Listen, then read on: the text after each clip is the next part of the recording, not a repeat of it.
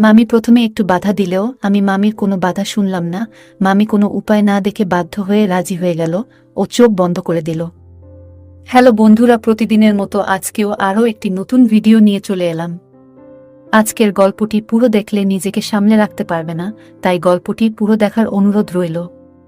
বন্ধুরা, আজকে আমি বলবো আমার মামার ও মামির ফুলশয্যা কিভাবে আমার আর মামির মধ্যে হয়েছিল এবং আমি মামির সাথে কি কি করেছিলাম আজকে তোমাদের সাথে শেয়ার করব। বন্ধুরা, আমার নাম রূপম, আমার বয়স 20 বছর। অন্যান্য ছেলেদের মতো বয়সের দোষে যেটুকু পরিবর্তন আসে তার সবটাই আমার মধ্যে এসেছিল। মানে নেশা করা, প্রেম করা, পর্ন দেখা, এসবই আমি করতাম।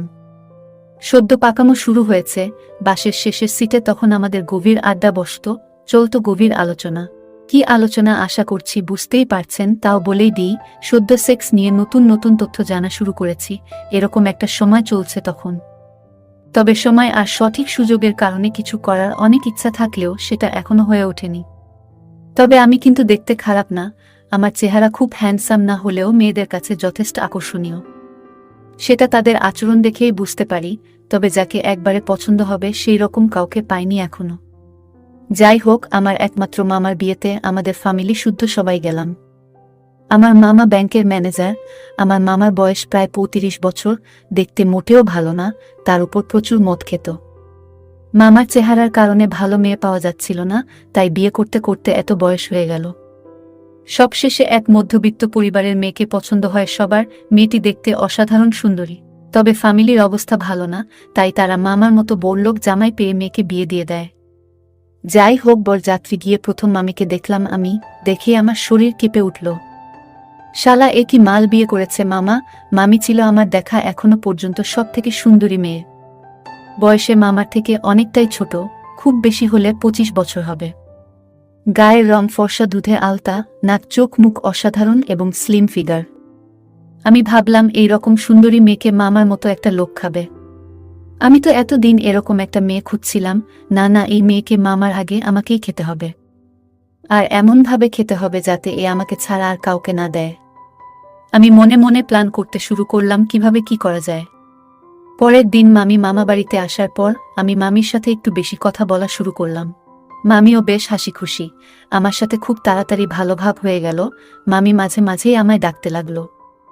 সম্পর্কে আমার মামি হওয়ায় আর আমার থেকে বয়সে বড় হওয়ায় কেউ কোনো রকম সন্দেহ করল না আমার সাথে বেশি ভাব হওয়া নিয়ে।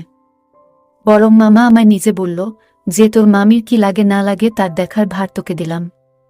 আমার আসল খেলা শুরু হলো বউ ভাতের দিন। মামা আমার থেকে বয়সে অনেক বড় হলেও বন্ধুর মতোই সম্পর্ক ছিল। আমি তাই একটা হার্ড ড্রিঙ্কস এনে মামাকে বললাম, মামা আজ একটু না খেলে হয় এত আনন্দের দিন। মামা মদের প্রতি এমনিতেই দুর্বল, তাই বেশি না করতে পারল না। আমি বললাম, একটু রাত হলে তুমি খেয়ে নিও, দেখবে জোশ পাবে। বিয়ে বাড়ির সব অনুষ্ঠান চলতে লাগলো, এর মধ্যে আমি ঘুমের ওষুধ জোগাড় করে এনেছিলাম। ঠিক 11টা নাগাদ মামাকে নিয়ে ছাদে গিয়ে নিজে হাতে ড্রিঙ্ক তৈরি করে দিলাম।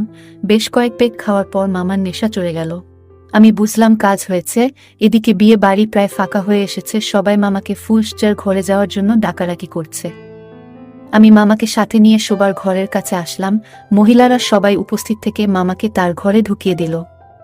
আমি মামিকে বলে আসলাম, মামা একটু খেয়ে ফেলেছে, আজ কোনো অসুবিধা হলে আমায় ডেকো, আমি বাইরে শুচ্ছি। মামি হেসে মাথা নাড়ল।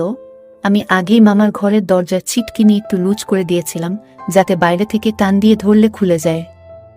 যাই হোক, সবাই যে যার ঘরে শুতে চলে গেল, আর আমি বাইরে একটা সোফার উপর ঘুমানোর ভান করে পড়ে রইলাম আর অপেক্ষা করছিলাম। প্রায় 1 ঘন্টা কেটে গেল।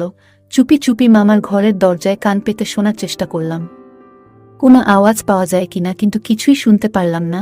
আমি আবার সোফায় এসে শুলাম। প্রায় আধ ঘন্টা পর মামার ঘরের দরজা খুলে গেল। দরজা সামান্য ফাঁক করে মামি উকি দিল। আমি তাড়াতাড়ি দৌড়ে গেলাম। মামি আমায় দেখে বলল, দেখো না কি অবস্থা, তোমার মামার তো কোনো হুঁশ নেই, আমি কি করব। আমি দরজা ঠেলে ভিতরে ঢুকলাম, দেখি মামা খাটের উপর শুয়ে অচৈতন্য হয়ে নাক ডাকছে। আমি মনে মনে হাসলাম। মামিকে বললাম, চিন্তার কিছু নেই, মদের নেশায় বেহুশ হয়ে আছে, সকাল হলেই ঠিক হয়ে যাবে। মামি একটু চিন্তার গলায় বলল, আমার ভয় করছে, তুমি একটু থাকবে এখানে। আমি হেসে বললাম, ভয়ের কিছু নেই, তবু তুমি যখন বলছো আমি থাকছি। যাও, দরজাটা ভালো করে বন্ধ করে এসো। আমি এখানে আছি সেটা যেন কেউ জানতে না পারে। মামি তাড়াতাড়ি দরজা বন্ধ করে দিল। আমি মামির দিকে তাকালাম। মামিকে অসাধারণ লাগছে।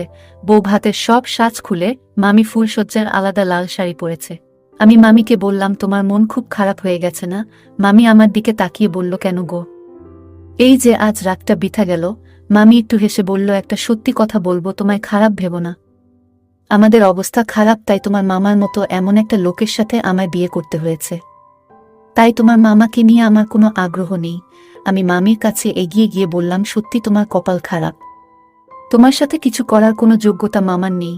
মামি আমার দিকে তাকিয়ে বলল, আমায় তোমার মামার সাথে থাকতে হবে, এটা ভেবেই খারাপ লাগছে। মামিকে অসাধারণ সুন্দরী লাগছিল, মনে হচ্ছিল এখনই খেয়ে ফেলি। আমি মামির কাছে সরে এসে বললাম, তোমার মতো সুন্দরী কাউকে মামার নয়, আমার দরকার ছিল। মামি লজ্জা পেয়ে বলল, অসভ্য, আমি তোমার মামি হই? আমি বললাম, আমি তোমায় প্রথম দেখাতেই আমার বউ ছাড়া কিছু ভাবিনি গো। সম্পর্কে তুমি মামি হলেও মনের দিক থেকে তুমি আমার বউ। মামি বলল, ইসকি সব আজেবাজে বলছো তুমি?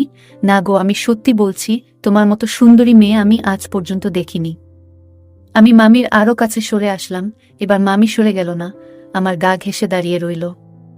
এই সুযোগে আমি মামিকে জড়িয়ে ধরলাম। এবার মামি আমাকে ধাক্কা দিয়ে ফেলে দিল। আমি উঠে দাঁড়িয়ে মামির সাথে খারাপ কাজ করা শুরু করলাম। মামি প্রথমে একটু বাধা দিলেও আমি মামির কোনো বাধা শুনলাম না। মামি কোনো উপায় না দেখে বাধ্য হয়ে রাজি হয়ে গেল। ও চোখ বন্ধ করে দিল। খাটের একপাশে মামা অচৈতন্য হয়ে পড়ে আছে, তার পাশে আমি আর মামি ফুলসজ্জা করছি। আমার খুব আনন্দ হচ্ছে। এদিকে মামা তখনও বেহুশ হয়ে পড়ে আছে।